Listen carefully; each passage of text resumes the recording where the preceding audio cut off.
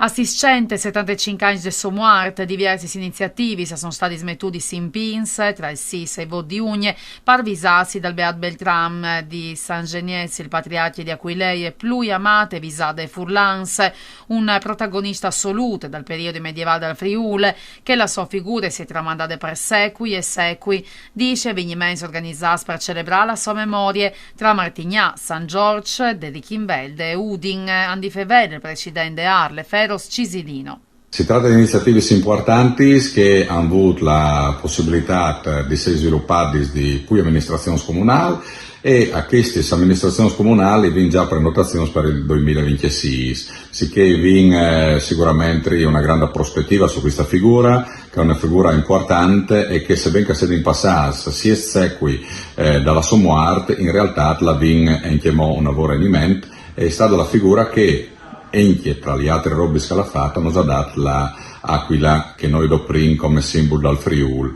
quindi un'aquila dorata nota al ciel blu e che faceva parte del suo corredo funerari, ma oltre a questa simbologia è stato così importante per il Friuli per tutta una serie di attività che dal suo momento che lei è arrivata a governare appunto il patriarchiato alla mettuta in piedi, anche con grande attenzione sugli spazi più deboli, che è importante a un periodo lì che forse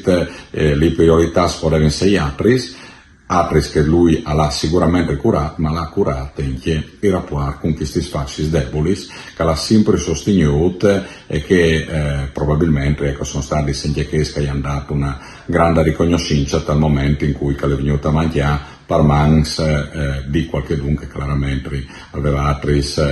interessi da un punto di vista politico. Quindi riguardando il patriarca Bertrand, il Beat Bertrand, con gran piacere e con grande stima per i suoi confronti, sperando appunto che dagli anni a venire questa manifestazione, che come conta una serie di events, ma che può crescere e che può venire valutata sempre più importante, soprattutto dalla nostra popolazione furlana. Gli eventi sono sparniciati tra due comuni, anzi bisogna tre comuni,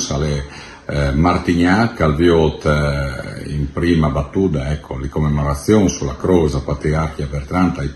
dai prasi della patriarchia, che sono più o meno la chiesa amata, ma sono ben segnalati, e dopo anche il comune di San Giorgio, lì che i viodin proprio dal cibo di Bertrand, che si chiama proprio dal comune, dalla donna della Chiesa di San Nicolau, e lì appunto va in l'esposizione dal Panel, ma soprattutto una serie di iniziative che vedono anche la presentazione di libri e la commemorazione di una figura così importante che è sicuramente stata valorizzata dagli anni, ma che il comune ha veramente dato il miglior di sé.